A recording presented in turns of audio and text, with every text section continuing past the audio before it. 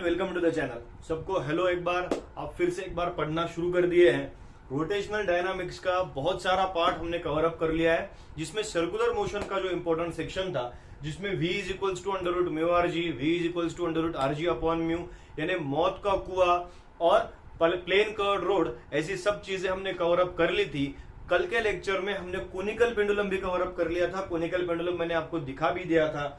आज बेटा हमारे पास फिर से एक रोड है, लेकिन अब रोड प्लेन नहीं है, अब रोड ऐसा है, यानी टिल्टेड है, यानी ऐसा है, यानी बैंक्ड है। अब बैंकिंग ऑफ रोड कैसा है, रोड ऐसा क्यों किया जाता है, इन सब का डिस्कशन हमें इस लेक्चर में करना है, जिसे हम डिटेल में क्या कर लेंगे, अच्छे से समझ लेंगे। इसके 3 एक्सप्रेशंस एग्जाम में आते हैं। 3 एक्सप्रेशंस में से कोई भी एक्सप्रेशन अगर आपको आ गया तो 101% आपका एक्सप्रेशन बहुत अच्छे से जाएगा। ये मैं आपको बोल के दे रहा हूं। बस मेरे साथ में आज का ये वीडियो पूरा कंप्लीट एक बार देख लीजिए, अपने दोस्तों तक पहुंचा दीजिए। और जो दोस्त आपके 2022 में सीईटी देने वाले हैं, उन्होंने अगर मुझे व्हाट्सएप कर लिया तो मैं उनको एक सीईटी के टेलीग्राम ग्रुप में ज्वाइन कर लूंगा, जहां से हम सीईटी की पढ़ाई 20 और 25 मार्च से क्या करने वाले हैं, स्टार्ट करने वाले हैं। तो दोस्तों चैनल को शेयर करते रहिए, लाइक करते रहिए, और सब्सक्राइब तो आप सबने किया ही है। सबसे पहली बात, हमारे पास एक इक्वेशन अब आ गया है। कौन सा इक्वेशन है हमारे पास? v is equals to under root mu r g. ये कौन सा एक्सप्रेशन था? That vehicle was travelling on plane curved road. अब प्लेन कर्व्ड रोड पे जब व्हीकल ट्रेवल कर रहा है, तब उसमें ये जो म्यू है ना, ये म्यू थोड़ा सा गड़बड़ करता है बेटा। क्यों? Because mu is your coefficient of friction. अब कोएफिशिएंट ऑफ फ्रिक्शन करेगा क्या? कोएफिशिएंट ऑफ फ्रिक्शन ये रिलायबल नहीं है। कैसे रिलायबल नहीं है? अगर आपने क्या कर दिया, कोएफिशिएंट ऑफ फ्रिक्शन की जगह पे जैसे रेत गिर गई हो, ऑयल गिर गया हो, तो कोएफिशिएंट ऑफ फ्रिक्शन क्या होता रहता है? फ्लक्चुएट होते रहता है।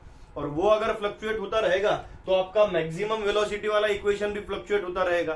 सो ये रिलायबल तो है ही नहीं। अगर कोएफिशिएंट ऑफ फ्रिक्शन बहुत ज्यादा बढ़ गया, यानी ये अगर आपका प्लेन कर्व्ड रोड है और यहाँ पे अगर ये रोड बहुत ही ज्यादा फ्रिक्शन प्रोड्यूस कर रहा है, तो इससे हमारे ये जो टायर्स है वो क्या प्रोड्यूस करेंगे? ये टायर्स वियर एंड टियर हो जाएंगे, ये वियर आउट हो जाएंगे टायर्स, और टायर्स खराब हो जाएंगे, और वो हमें चलेगा नहीं।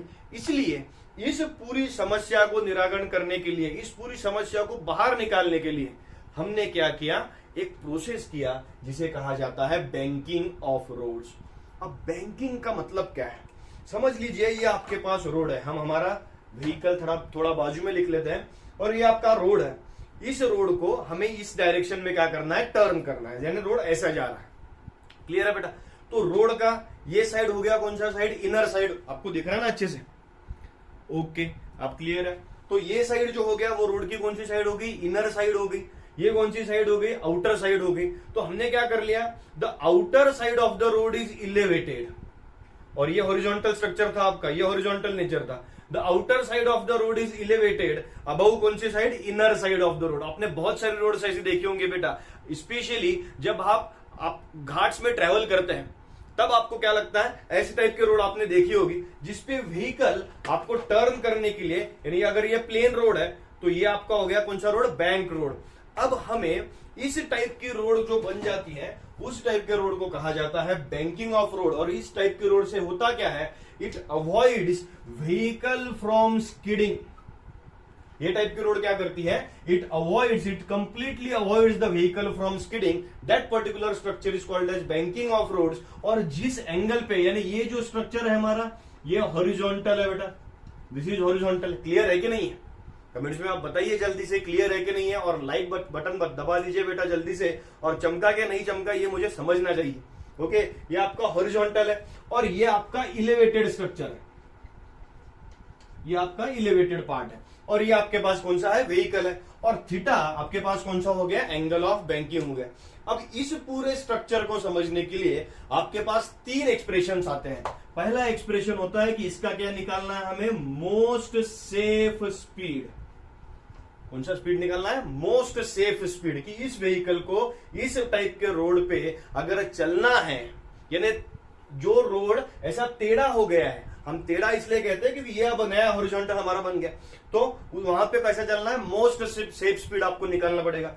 दूसरा स्ट्रक्चर वहां पे निकालना पड़ेगा। क्लियर है बेटा? कमेंट्स में आप सब बहुत प्यार देते हैं, हमेशा प्यार देते हैं, लेकिन आप मुझे ऐसा कहना है कि आप सब तरफ पहुंचाइए हमारे चैनल को, और हम सब क्या करते हैं, रोज जो रात में पढ़ते हैं वो हम धीरे धीरे दिन में भी पढ़ते जाएंगे, और दिन में भी पढ़ेंगे और दोनों टाइम पढ़ेंगे। एमसीक्यू भी यहीं पे हम पढ़ने वाले हैं, बहुत अच्छे से हम प्रिपरेशन करने वाले हैं। तो आप सबको क्या कीजिए, बताते रहिए। आपके दोस्त जो अलग अलग स्कूल्स में हैं, अलग अलग सिटीज में हैं, अलग अलग जगह पे पढ़ रहे हैं, तो आप एक ये प्लेटफॉर्म ऐसा बना दीजिए कि रोज हमें इस चैनल पे मिलना है, और इस चैनल पे हमें क्या करना है, हमारा प्रोग्रेस आगे बढ़ाना है। तो फिजिक्स का प्रोग्रेस की 100% गारंटी मैं ले रहा हूं।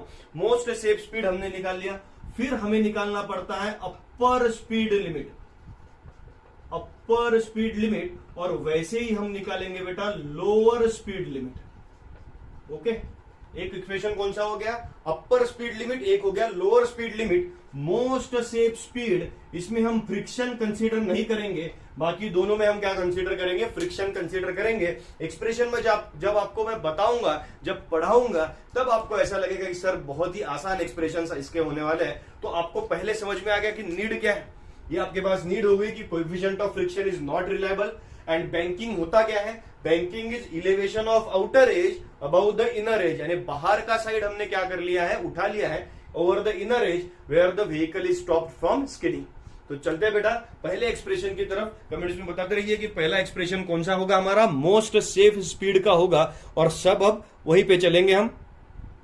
चलो बेटा, expression for most safe speed of vehicle on a bank road, यानी अब हमारे पास एक स्ट्रक्चर है, जो रोड आपके पास था, ये आपका नॉर्मल हॉरिजॉन्टल स्ट्रक्चर था, जिसको हमने क्या कर लिया है, इलेवेट कर लिया है ऐसे, और इस इलेवेशन पे ये जो व्हीकल है इसका कौन सा स्पीड पूछा गया है हमें, मोस्ट सेफ स्पीड। इसमें हम बेटा फ्रिक्शन कंसीडर नहीं करेंगे,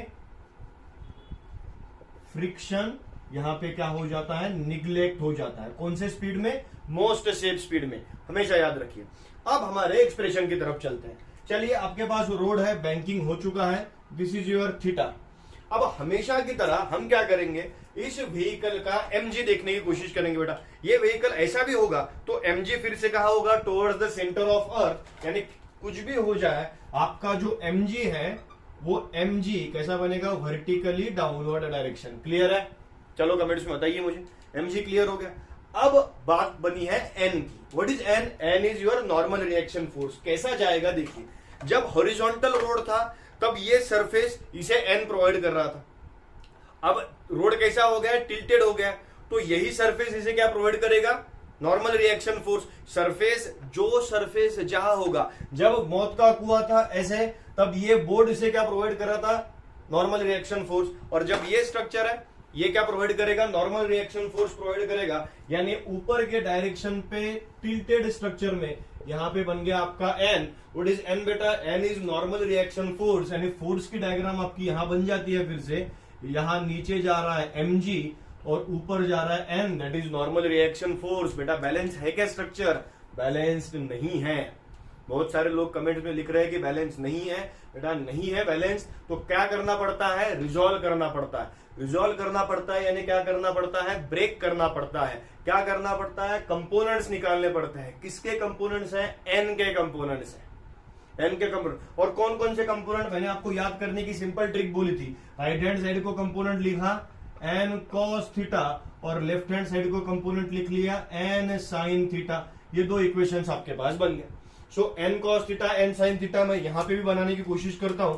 यहां से n ब्रेक हो गया, यहां पे मिल गया n cos थीटा, और यहां पे आपको मिल गया n sin थीटा। यानी ये स्ट्रक्चर आप समझ लीजिए, n cos थीटा को कौन बैलेंस कर रहा है, mg, and n sin theta क्या प्रोवाइड कर रहा है, नेसेसरी सेंट्रीपिटल फोर्स। यानी अगर मैं लिखने की कोशिश करूं तो हम क्या लिख सकते हैं, फर्स्ट इक्वेशन में कि n cos थीटा क्या करता है, it balances mg, therefore n cos theta is equals to mg. This is your equation number 1.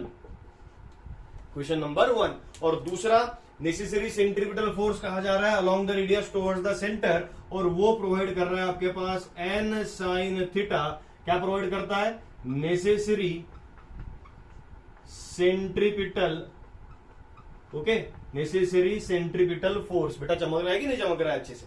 Okay, so N sine theta is equals to, formula क्या बनेगा, mv² अपॉन आर। आपको v ही तो निकालना है। चलो इसे इक्वेशन नंबर 2 ले लीजिए और दोनों को क्या कर लीजिए, कंपेयर कर लीजिए। दोनों को अगर कंपेयर कर लिया हमने फ्रॉम इक्वेशन 1 एंड इक्वेशन 2, बहुत लड़के पूछते हैं, लड़कियां पूछती है कि सर कंपेयर क्यों करना है। अब ये कंपेयर नहीं करेगा तो एन कैंसिल नहीं होगा, एम कैंसिल नहीं होगा, इक्वेशन नहीं सेटअप होगा, तो उसे अच्छे से कंपेयर तो करना ही पड़ेगा। तो दोनों को अगर हमने कंपेयर कर लिया तो क्या मिलेगा, N sine theta upon N cos theta is equals to क्या मिला, mv² upon are upon mg। क्या क्या कैंसिल करते हैं, कर लीजिए। क्या कैंसिल हो गया, n cancel, m cancel, sine theta by cos theta क्या मिल गया बेटा, tan theta is equals to v² upon r g, v² is equals to r g tan theta, taking square root to both sides. Clear है कि नहीं है?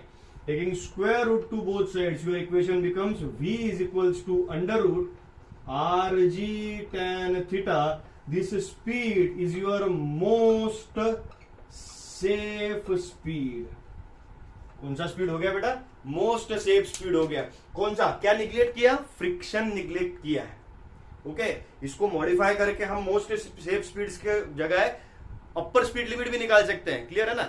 तो एक बार लेकिन थीटा की वैल्यू तो निकाल लेते हैं। इस इक्वेशन को अगर हमने यहां पे ले लिया तो इक्वेशन क्या बन सकता है, समझ लीजिए आरजी इधर चले गए तो क्या बनेगा, v² upon r g is equals to क्या बना, tan थीटा।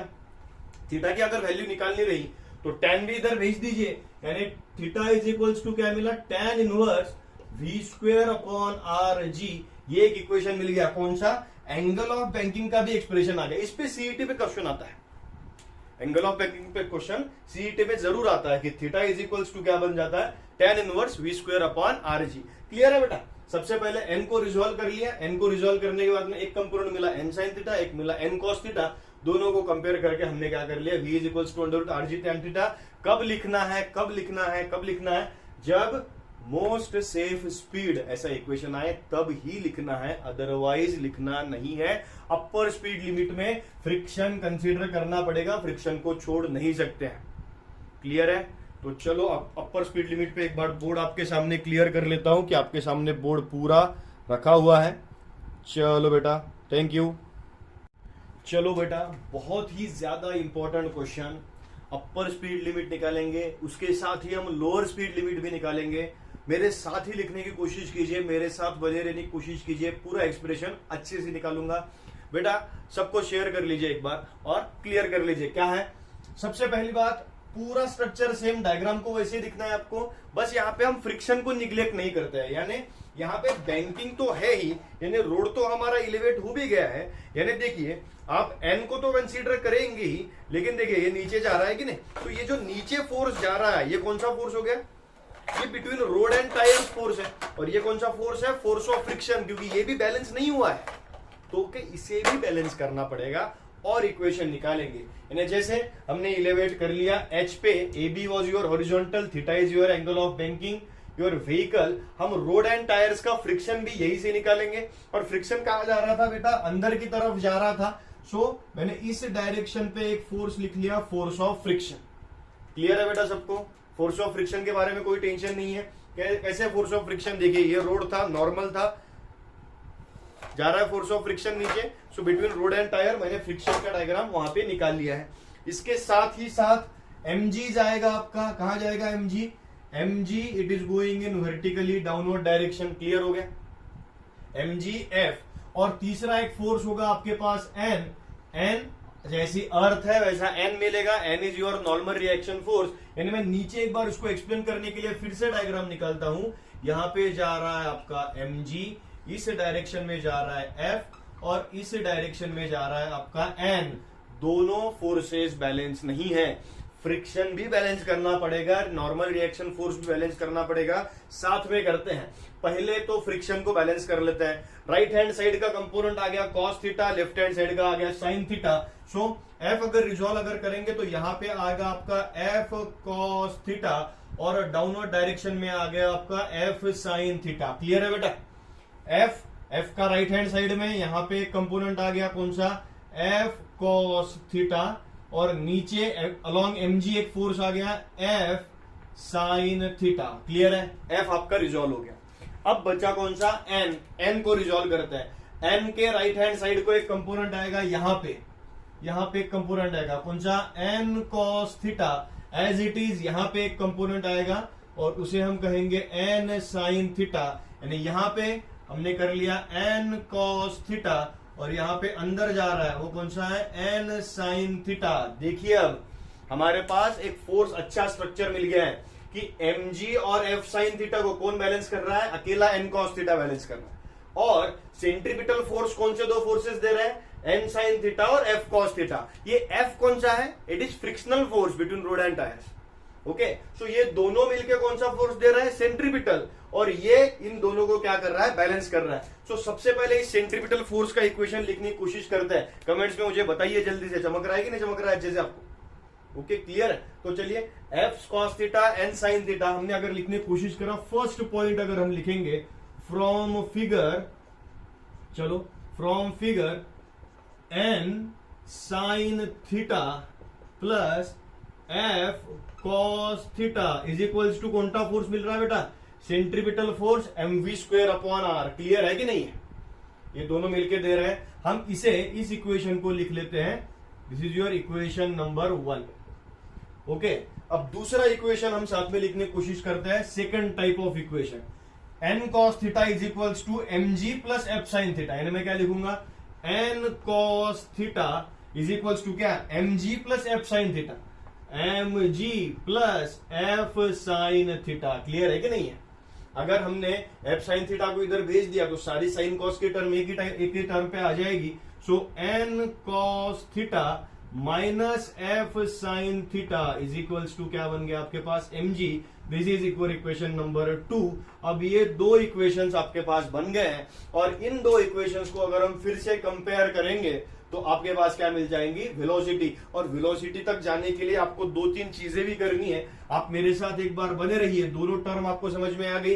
फ्रॉम 1 and 2 लिखेंगे, from equation 1 and equation number 2 दोनों को अच्छे से कंपेयर करेंगे। अब कोई दिक्कत नहीं है, बहुत अच्छे से हो जाएगा। क्या मिलेगा, n sine theta plus f cos theta upon क्या मिलता है यहाँ पे, n cos theta minus f sine theta is equals to यहाँ पे क्या मिला, mv square upon r upon mg। दोनों को क्या कर लिया है, डिवाइड कर लिया है। दिख रहा है ना बेटा अच्छे से, दोनों को मैंने क्या कर लिया, डिवाइड कर लिया। क्या क्या कैंसिल करना है, mm कैंसिल करना है। f के बदले मैं क्या लिख सकता हूं, mu n, because f is your force of static friction, और f के बदले म्यू n लिख सकता हूं। यानी इक्वेशन क्या बनेगा मेरा, n sine theta plus mu n cos theta upon क्या बचा यहां पे, n cos theta minus mu n sine theta is equals to v square upon r g. आपके RHS तो ऑलमोस्ट क्या हो रही है, सॉल्व हो ही रही है। हमें अब LHS पे ध्यान देना है। LHS में क्या करते हैं बेटा, ये n ये n ये n ये n, सब n को निकाल लेते हैं, कैंसिल भी कर लेते हैं, और जो बचा उसे लिख लेते हैं। क्या बच रहा है हमारे पास, sine theta plus sine theta plus क्या बचा, म्यू कॉस थीटा अपॉन यहां पे बचा cos theta minus mu sine theta, cos theta minus mu sine theta is equals to v square upon r g. Clear है कि नहीं है, okay, समझ में आ रहा है यहां तक हमारे पास। अब हमें क्या करना है, हमारे इक्वेशन को एक तो पूरा साइन में ले लीजिए या पूरा कॉस में ले लीजिए। तो ये कैसा हो जाएगा, हार्ड हो जाएगा। तो हम इसे क्या कर लेंगे, पूरा tan में ले लेंगे। और tan में कैसे लिख सकते हैं, न्यूमरेटर को tan cos थीटा से डिवाइड करेंगे, डिनोमिनेटर को cos थीटा से डिवाइड कर लेंगे। समझ में आ रहा है कि नहीं है, यानी न्यूमरेटर को cos थीटा से डिवाइड किया, डिनोमिनेटर को cos थीटा से डिवाइड किया, तो इक्वेशन क्या बनेगा, मैं यहां पे लिखता हूं divide numerator and denominator by cos theta. क्यों, क्योंकि पूरा इक्वेशन हमारे पास एक ही फंक्शन में बनाना है, एक ही इक्वेशन में हमें बनाना है। सो हम इसे क्या लिखेंगे, sine theta upon cos theta plus mu cos theta upon cos theta upon क्या मिल रहा है, cos theta upon cos theta minus mu sine theta upon cos theta is equals to v square upon r g. खत्म ही होने को आ गया है बेटा। बेटा sine theta by cos theta क्या लिख सकते हैं हम, tan theta, plus cos theta by cos theta 1 that is mu upon cos theta upon cos theta 1 minus mu क्या बना, tan theta is equals to v square upon r g. सब tan में आ गया और इक्वेशन भी आपके पास बन गया। आर जी यहां से मल्टीप्लीकेशन से यहां पे जाए, यहां से डिवीजन से यहां पे जाएंगे मल्टीप्लीकेशन को, और v का आएगा स्क्वायर रूट। यानी हमने अगर इक्वेशन लिखना है तो v is equals to square root of क्या मिल सकता है, r g, and in bracket क्या मिलेगा, tan theta plus mu upon 1 minus mu tan theta. कौन सी स्पीड लिमिट है, जल्दी से कमेंट्स में लिखेंगे, कौन सी स्पीड लिमिट है, अपर स्पीड लिमिट है। कौन सी स्पीड लिमिट बन गई, upper speed limit, upper speed limit of a vehicle. Okay so बेटा हमारा अपर स्पीड लिमिट का फॉर्मूला बन जाता है v is equals to under root r g tan theta plus mu upon 1 minus mu tan theta. अब upper speed limit का जो formula बनता है अगर उसे आप रिवर्स करा ले, यानी ये दो साइंस आप क्या कर ले, रिवर्स कर ले, तो कौन सा फॉर्मूला मिल जाएगा आपको, लोअर स्पीड लिमिट का। यानी मैं अगर लोअर स्पीड लिमिट का फॉर्मूला बनाना चाहूं तो क्या फॉर्मूला मिलेगा मेरे पास, v is equals to under root r g in bracket tan theta minus mu upon 1 plus mu tan theta. इतना आसानी से क्या हो जाएगा, क्लियर हो जाएगा। ओके तो ये हमारे तीनों एक्सप्रेशंस बन गए। कौन से एक्सप्रेशंस है, under root r g tan theta, ये हो गया अपर स्पीड लिमिट, ये आपके पास कौन सी होगी, लोअर स्पीड लिमिट, ये अपर है। Okay this is upper speed limit. इससे ज्यादा अगर वैल्यू होगी तो आपके पास वैल्यूएशन नहीं आएगा और व्हीकल स्किड हो जाएगा। इसमें एक एमसीक्यू के लिए ये भी ध्यान रखिए, अगर थीटा 45 डिग्री से ज्यादा होगा, थीटा अगर 45 डिग्री से क्या होगा ज्यादा, तो वेलोसिटी इंफिनिट हो जाएगी, फिर उसकी वेलोसिटी हम कैलकुलेट नहीं कर सकते, वेलोसिटी क्या हो जाएगी, इन्फिनिट हो जाएगी। ओके तो उस पे बाद में डिस्कशन हम करने ही वाले हैं। तो ये सब था बेटा बैंकिंग ऑफ रोड्स के बारे में। इसके बाहर बैंकिंग ऑफ रोड्स ना एनसीईआरटी में है ना हमारे स्टेट बोर्ड में। So this is complete about this particular banking of roads. Channel को लाइक कीजिए, शेयर कीजिए, सब्सक्राइब कीजिए, कमेंट सेक्शन को पढ़ते रहिए कंटिन्यूअसली, हम पढ़ाते रहेंगे, आप पढ़ते रहिए। Thank you.